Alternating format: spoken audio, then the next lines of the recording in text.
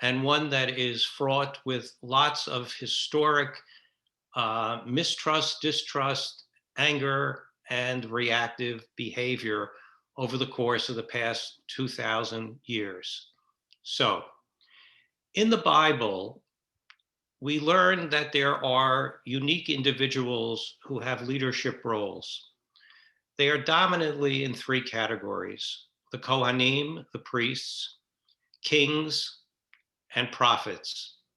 And all three of this group of individuals are brought into their position either by birth or by choice, but nonetheless, they are inaugurated into their roles in a very unique and special way. They are anointed. The Hebrew word for that act of anointing is Mashiach. You hear the word in it that we will talk about during our conversation this evening.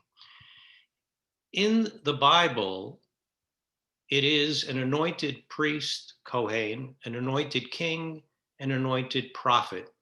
The word is an adjective, not a noun. It is descriptive of the act that installs them in their role.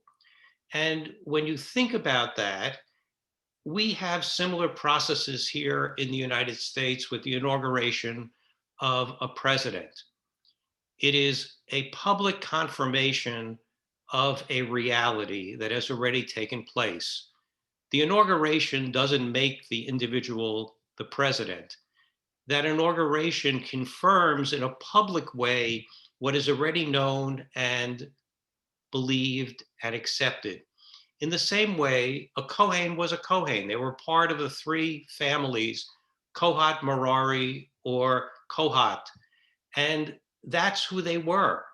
But they were anointed into their specific role as a part of the public recognition of the status that they had now achieved. Now, within Jewish life, as we talk about kings, the most famous king in all of Jewish thought is David. David lived around the year 1000 BCE, roughly 3,000 years ago. And the question has to be asked, what distinguished him as this unique and special leader? Well, he unified the tribes into a national entity, which was one of the most significant pieces.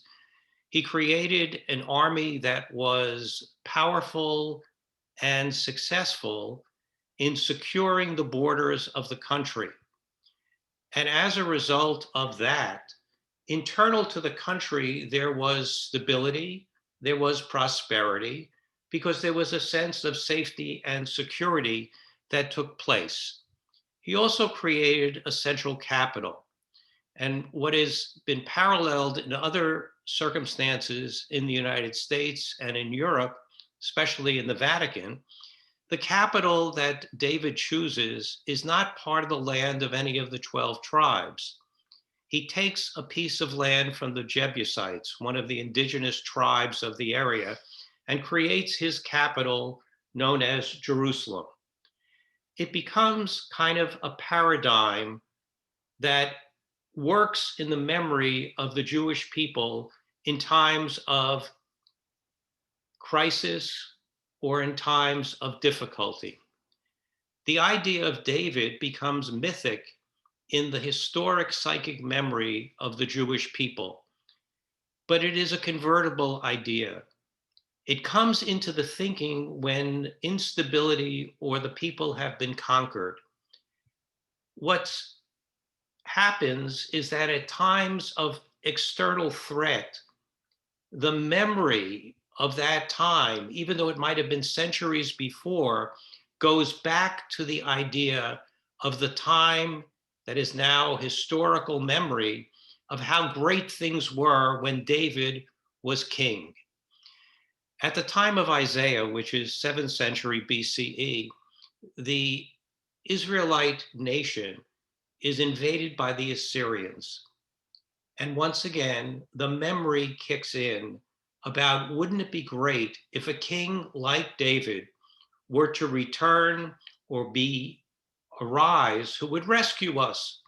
and restore us back to a sense of freedom and security.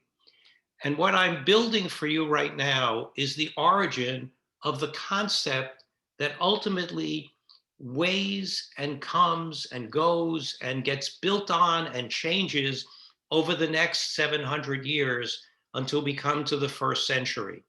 But as we move to that, we see that this theory of the anointed king, who is a political power, who will bring back freedom and integrity to the Israelite nation, is a theory that comes and goes with crisis.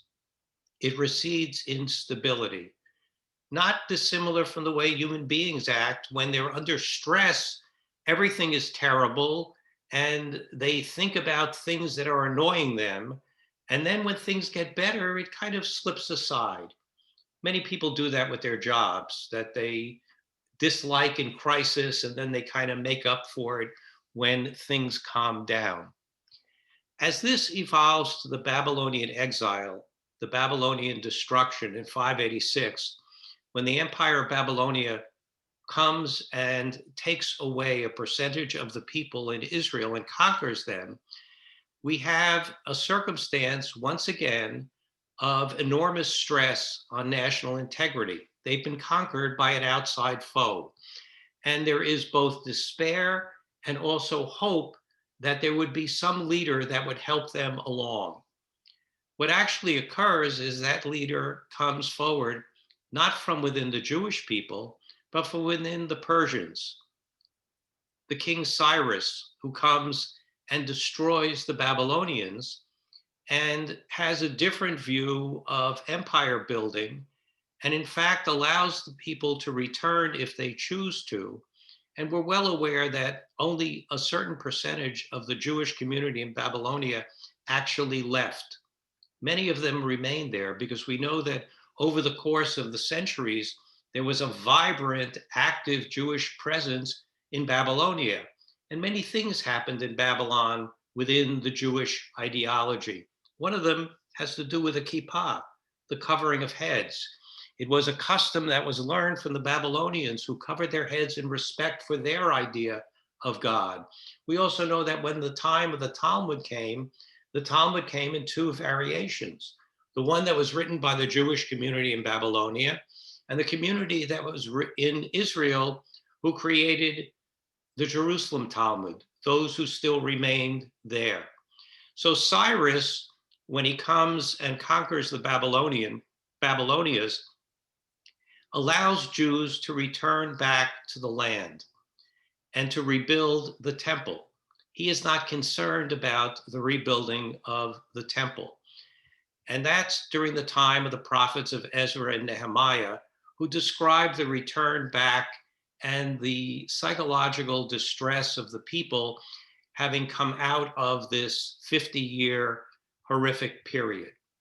What we also know, and if any of you are familiar with Psalm 137, which probably was not written at that time period, but raises one of the great theological questions.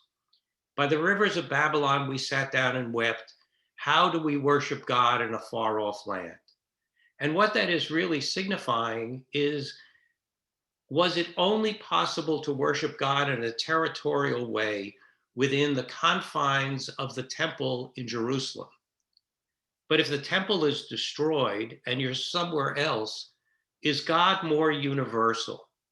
And it is from these thoughts, though we do not know the actual time and place that this occurred, but we know that in these centuries leading up to the first century, we have what develops as Rabbinic Judaism, very different from that of sacrificial Judaism as described in the book of Leviticus.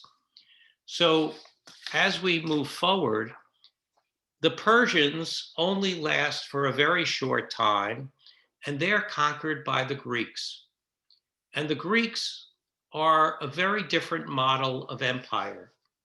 Rather than just being an external separate force, they provide an avenue for people to acculturate, assimilate, become part of the Greek thinking of life, Hellenization. It made the Greek culture supranational. It didn't only depend on you being ethnically part of the Greek community. You could join in. And one of the great crises of Jewish life occurs in the embodiment of the festival of Hanukkah, because it is that conflict where the Maccabees stand up against the insertion of Greek culture as the homogenizing effect on Jewish life and Jewish practice, and basically win the survival of the Jewish people over the next couple of hundred years. But the Hasmoneans are taken over by the Romans.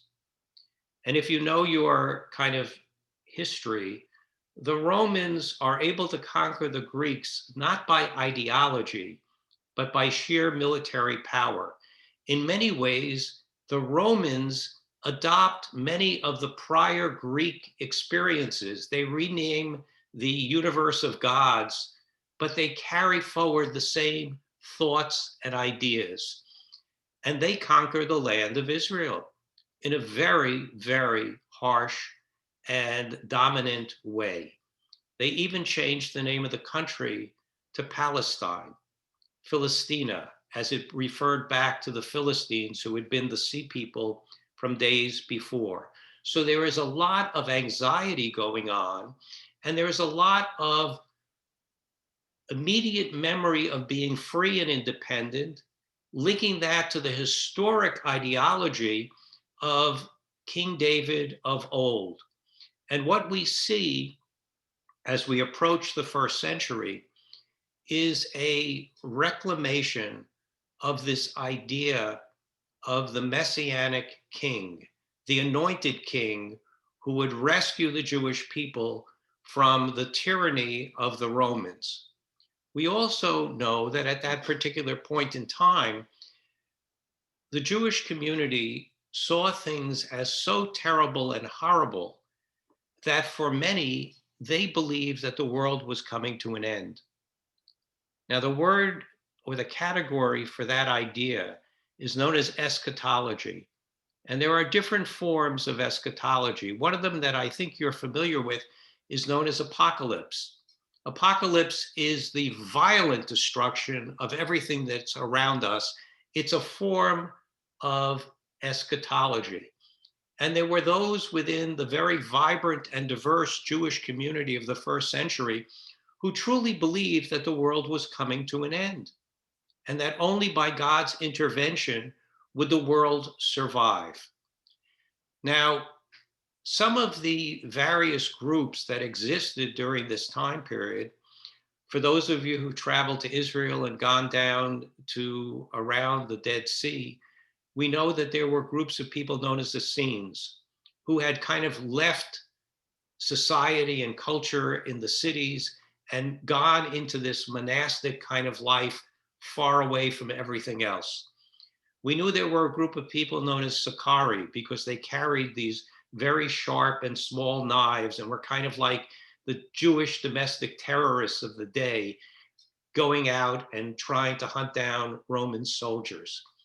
The two dominant groups of that time period are those who are the new group, the Pharisaic or rabbinic Jews, and those who are still centered around the sacrificial model of the temple. And we know that these two groups were in conflict with each other. We know that the rabbis, the rabbinic model, had developed a new concept of Jewish life that was not rejecting the temple sacrifice, but was adding on to it very different behaviors and experiences, and talked about the twofold law, the Torah Sheba'al Peh and the Torah Shebichtav, the Torah which was written, the Torah scroll, and the Torah which was oral, the twofold law.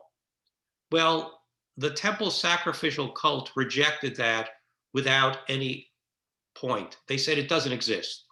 So we know that there was tension between these two communities, and yet it was part of a very vibrant and active change of ideas and experience during the first century. So this really is the environment into which the story of Jesus comes into being. And let me just transition into some of those challenges. The story which is presented is that Jesus arrives in Jerusalem at Pesach time. Well, we know from biblical description that there were three pilgrim festivals: Pesach, Sukkot, and Shavuot, known as the Shlosh Regalim. And for those of you who know Hebrew, the word regal means foot or leg. So they refer to the fact that you had to leg it to Jerusalem in order to participate in the worship models that took place in the synagogue, in the sanctuary. But we also know that Jerusalem wasn't like the Jerusalem of today, with the Hyatt and the King David and the various wonderful hotels that we all should go constantly to visit. And it was overcrowded. We know that the population of Jerusalem expanded enormously during pilgrim festivals, which creates issues of crowd control and concern.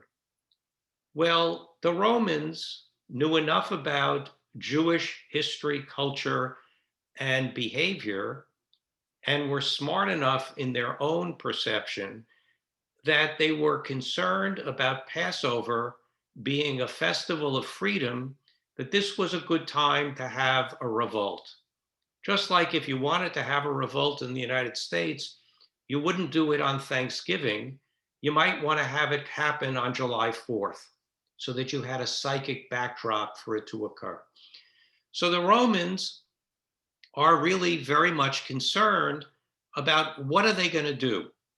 So the Romans basically round up whoever they think are troublemakers, and rather than just sequester them someplace, it was their nature to kill them and remove them. Think about what happens during a proposed visit of a presidential entourage, either in a foreign country or an American city. There are always advance teams. And the advance team's role is to scout out venues, security issues, and to speak to all of the various law enforcement agencies about what groups are under the surface or active in the community that they're going to. And there are people who are questioned, there are people who are detained, there are attempts to basically create a level of safety for that visit. The Romans were having the same issue and the same problem. I mean, any of you who have ever been to a large venue, whether it be a meeting or a concert, there is a dilemma by the police that are there. What do you do if the crowd moves precipitously? They are as worried as everyone else is because they're really there in a symbolic way and they really can't solve every single problem. And that's what I believe potentially could have happened in Jerusalem at that particular time. So as we think about this, what do we know about Jesus, who is reflective as the individual who creates Christianity? Well, where do we know it from? We know it from the representations of the Gospels: Mark, Matthew, Luke, and John. It's important for us to understand that these documents, the writers of them, if they are those individuals, no one ever met Jesus, and all of them are written significantly after the claimed or reflected events that are shown in the Gospels. The book of Mark is written around the year 60.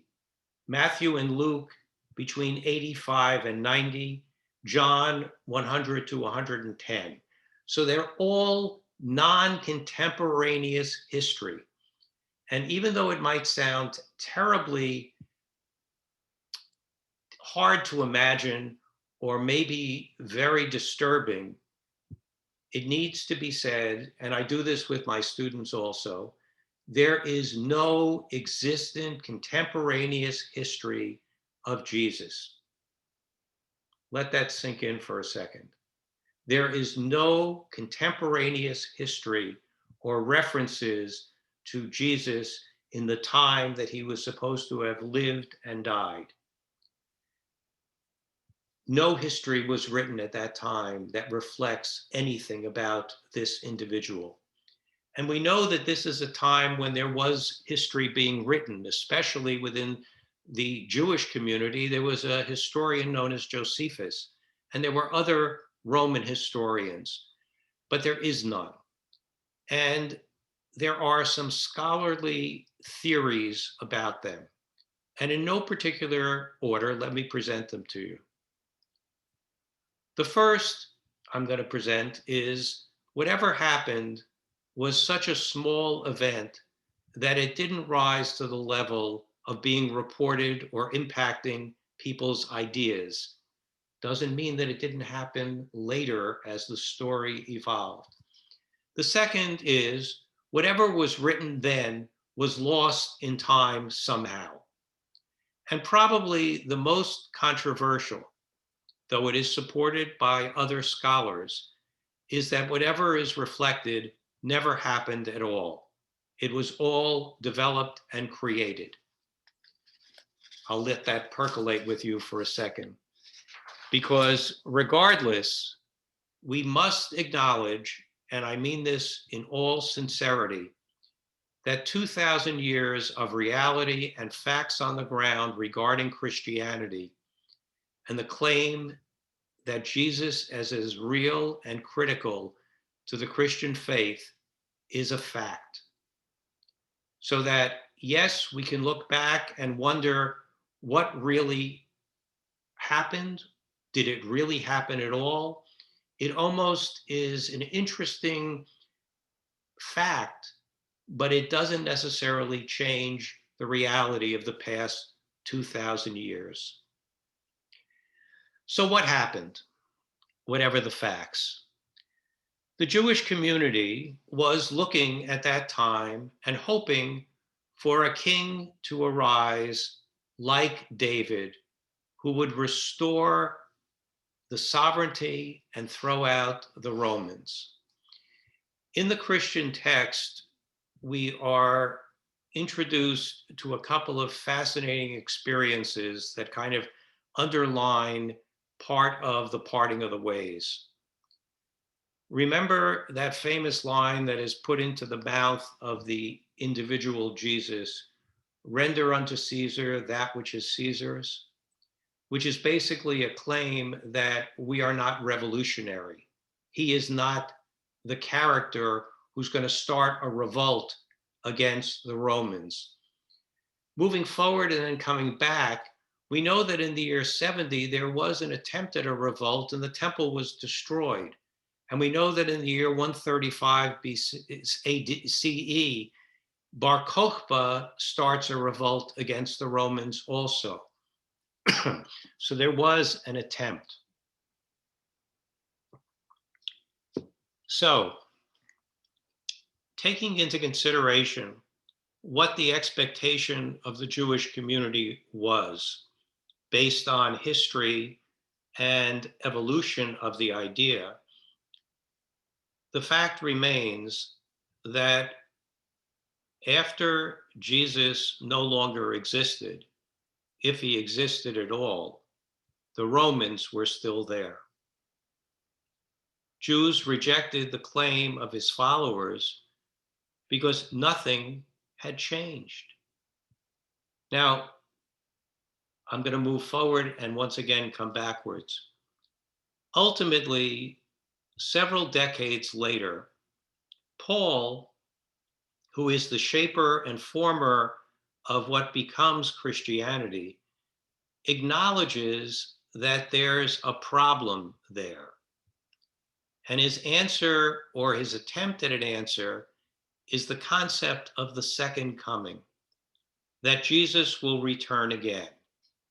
His fudge is that Jesus's visit at this point in time was to create the kingdom of heaven, and that if Jesus were to return again, which is still active in the minds of many people in the Christian community, we saw some of that at the year 2000 in terms of the millennialism and other experiences in history, that that would be the kingdom on earth, which in many ways was what the Jewish community's expectation was.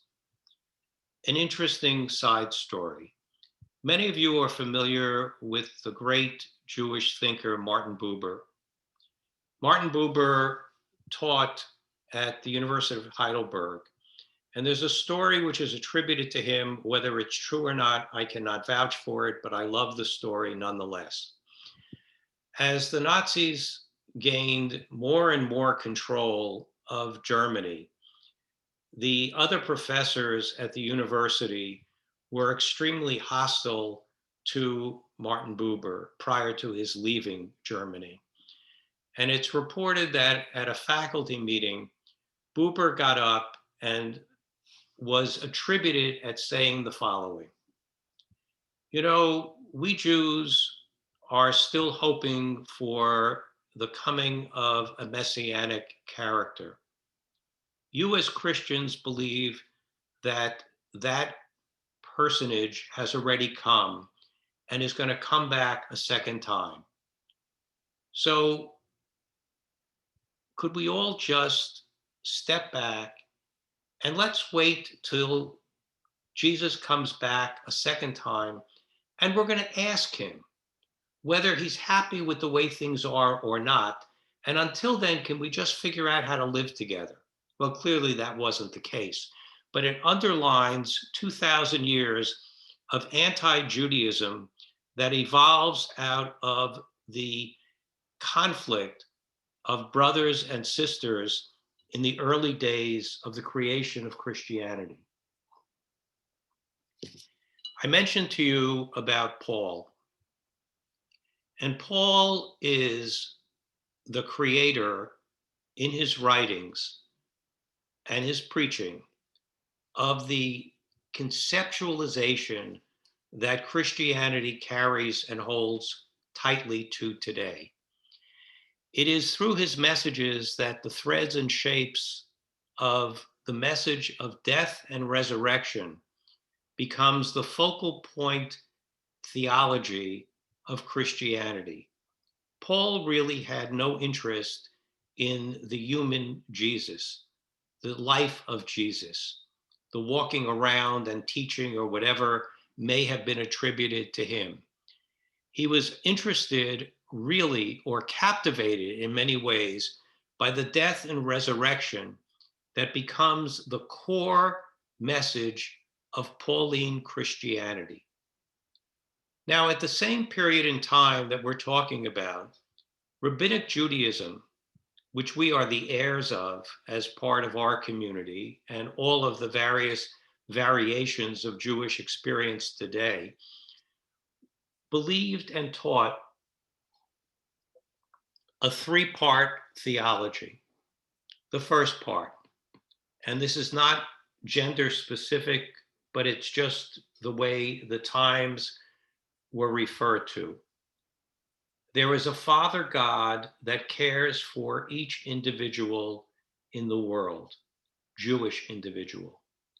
And as a result, we were given the Torah, which provides us norms and a pathway for fulfillment and behavior in our lives through personal responsibility and an awareness of the consequences of making mistakes. And as a result of that, as a outcome of knowing that and acting in that way, there is a promise of physical bodily resurrection at some point in the future. And it's clear if you Google this that the rabbis had different ideas when this was going to occur based upon different time periods and thought. But think about what Pauline Christianity teaches. There is a Father God that cares for each individual and cares so much that we were given Jesus. And one only needs to accept Jesus, to internalize Jesus into our being, and not a promise of, but we have proof of physical bodily resurrection in the story of Jesus. Now, I want you to consider these two parallel models because they are both similar and conflicted because they change the componentry, though the result is seemingly similar. In addition, Paul deals with one of the most critical questions of that time. And here's what it is. Is Jesus the Messianic one only for the Jewish community? Which would mean that anybody who wanted to be part of this new group would first, and wasn't Jewish, would first have to become Jewish through the process of conversion.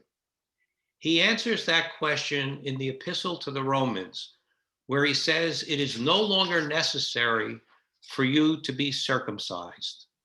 Now, it's a gloss in his text, but is a profound statement.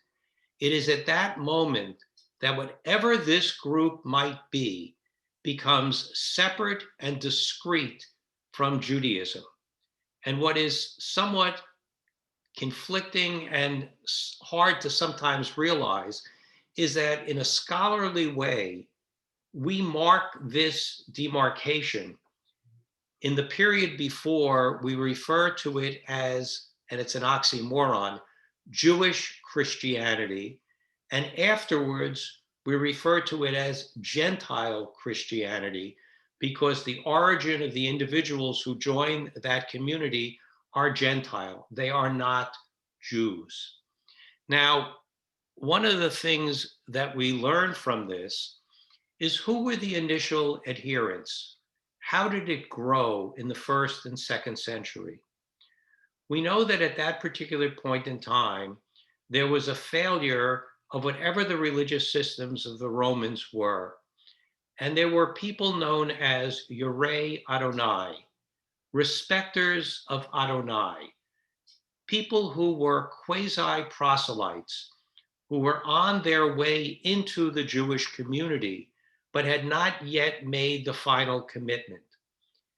There is an estimation through demography that there were close to 250,000 individuals in the ancient Near East who represented this particular group, who came to be, for many of them, adherents of this new idea because it sounded something like Judaism, but it really wasn't Judaism, and it was kind of simpler. You just had to internalize the concept of Jesus and the salvation that came as a result, and you didn't have to follow all of the commandments and the rules from rabbinic Judaism.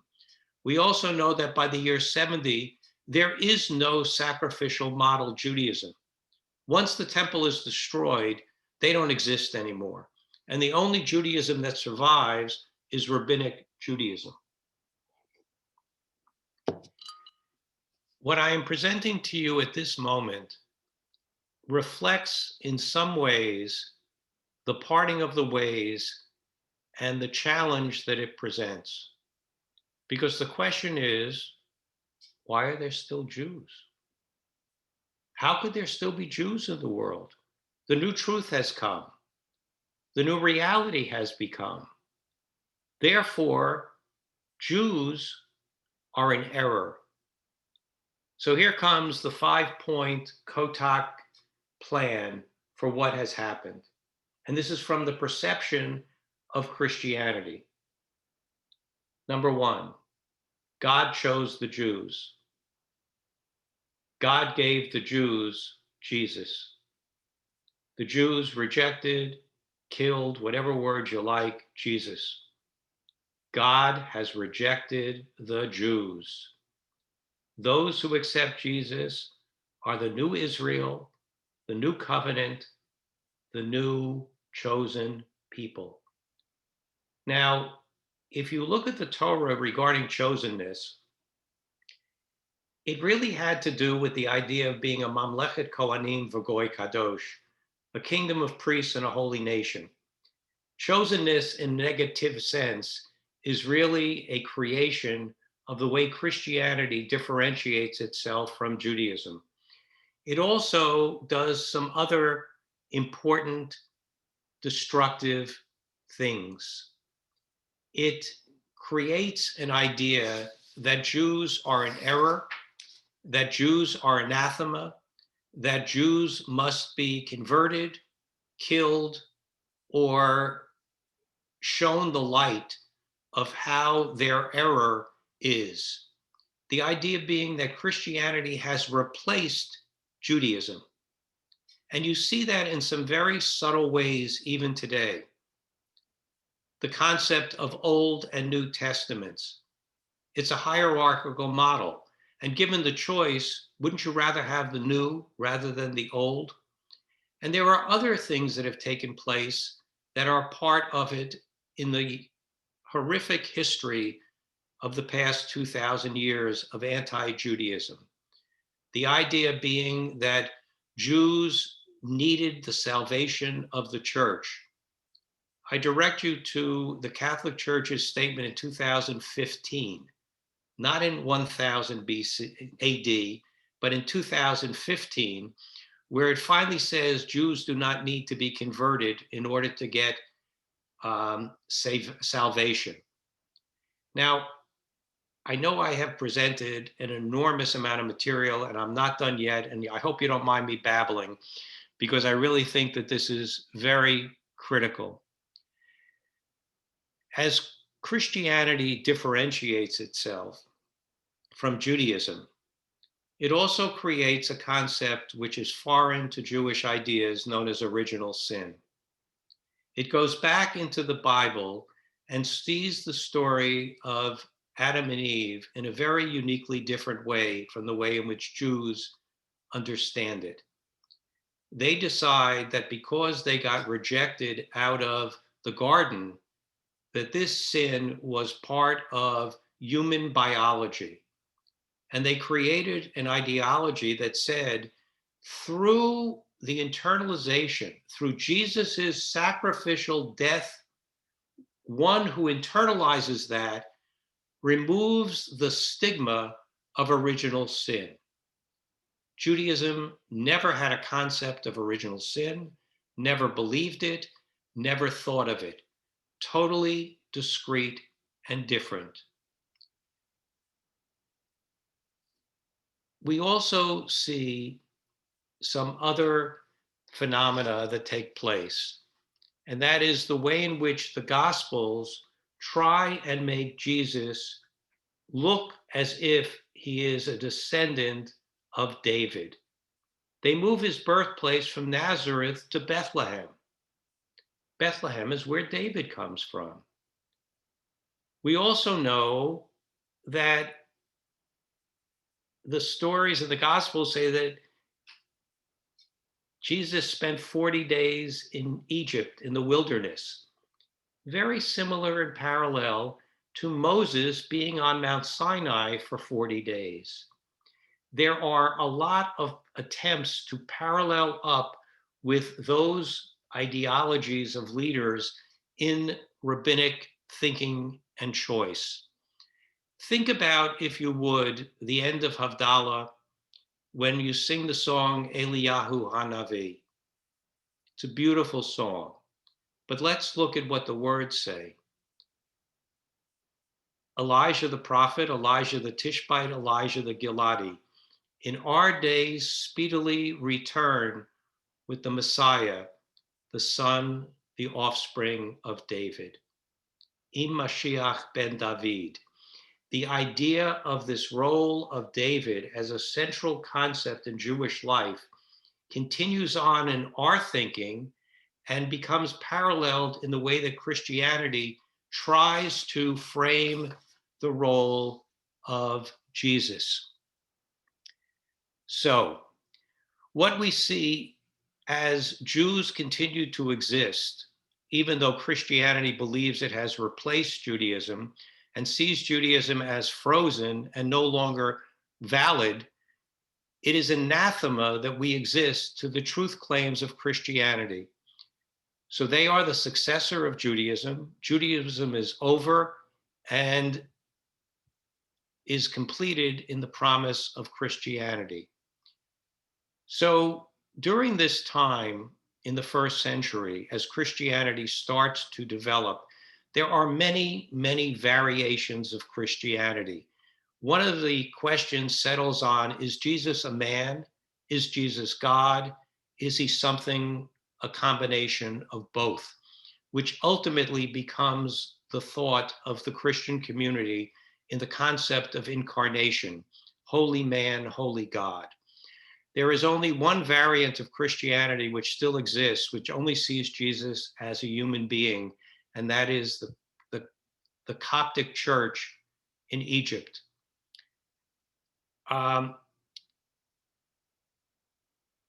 What we also see in these first 3 centuries is that there are variations of Christianity which are weeded out as power gets centralized in one particular group or another, and ideas are compressed. Ultimately, when the Roman Empire, Constantine accepts Christianity as the faith of the Roman Empire, the fate is sealed, because we now have the power of the state available to enforce and proclaim Christianity.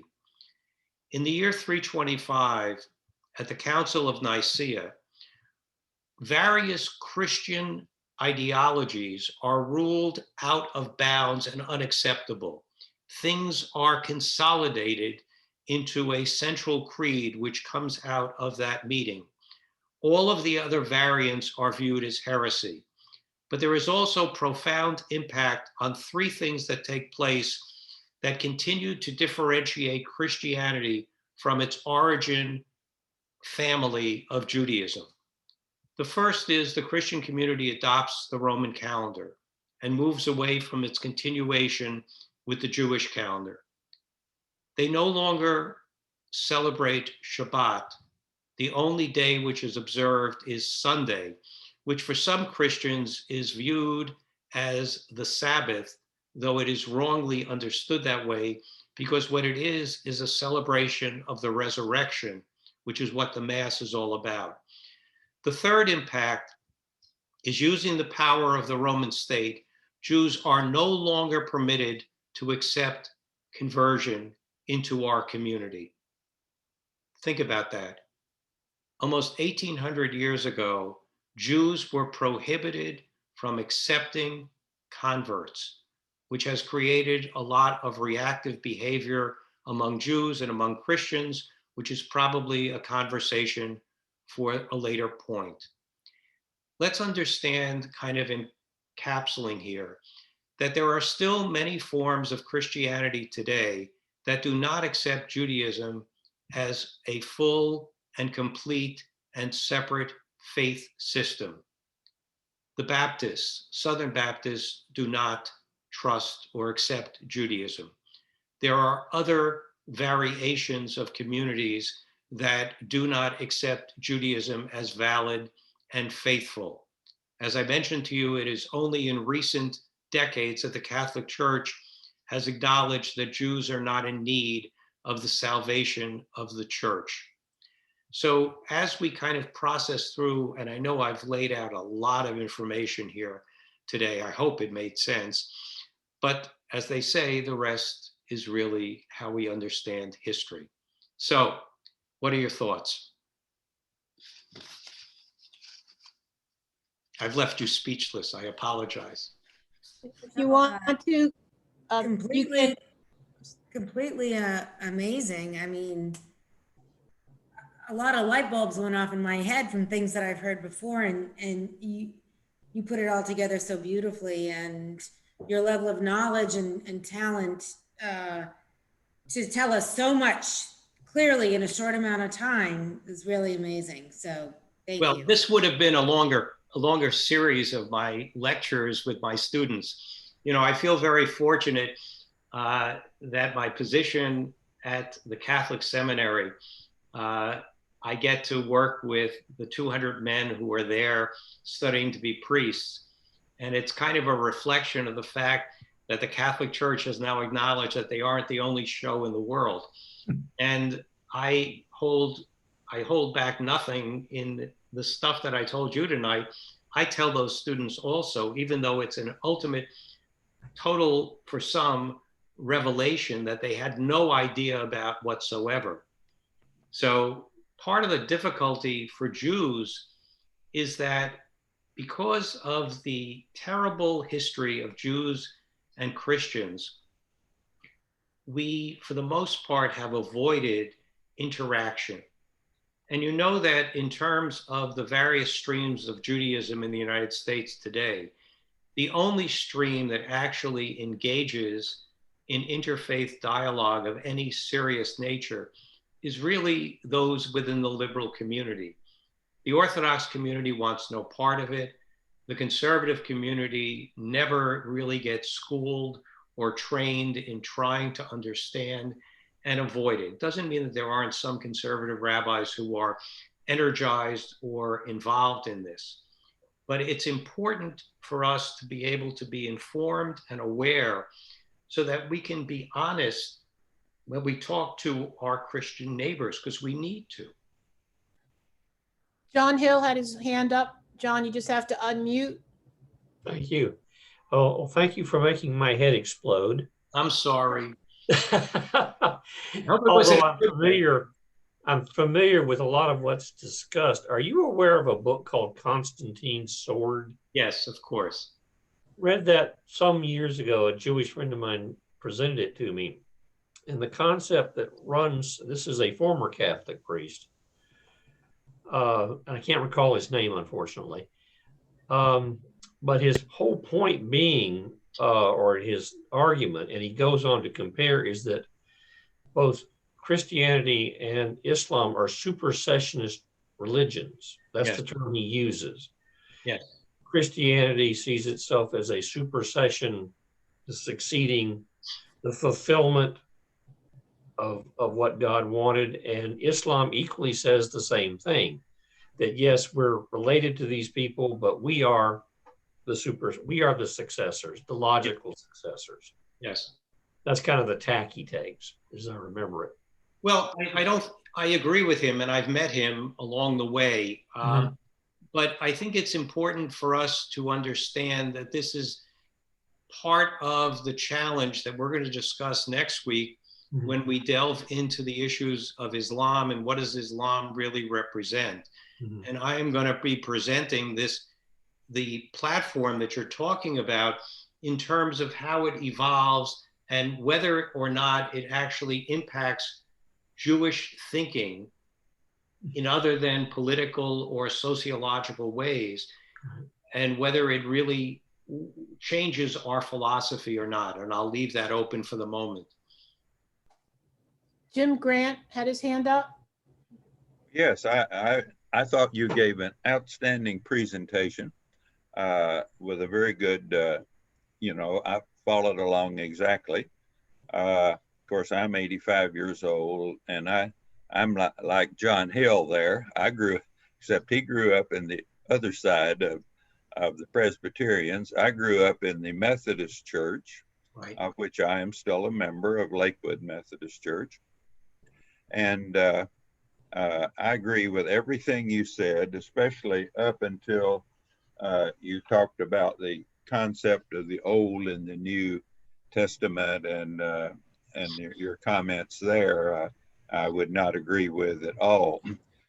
In my entire history of going to church and working with the church and being on mission trips and spending much time all around the world, I won't go into all those details, but uh, I'm in general agreement with you on everything you said there.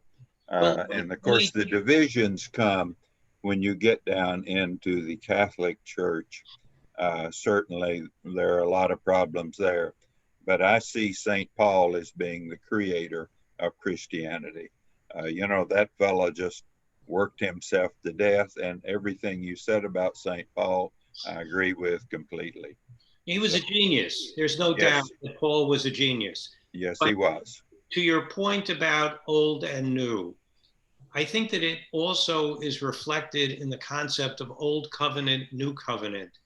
And that subtle to it is the way in which text is presented within Christian liturgy, where the Hebrew Bible is read, and then something which augments is read from the Christian Bible. But I think that there's a message inherent in that hierarchical model that I was referencing. Maybe I didn't do it as well as I would like to, but with my students, I try and say, let's not use these terms old and new. Let's refer to the Hebrew Bible and the Christian Bible. And that way there's no inherent attempt to differentiate them as both reliant but rejecting of one or the other.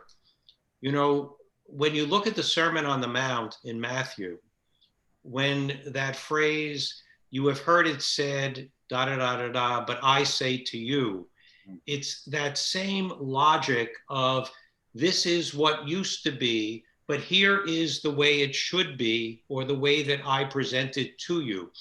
And I think that that runs pretty deep in the subtle, kind of subliminal way that Christianity addresses, or historically may have addressed, its relationship with Judaism.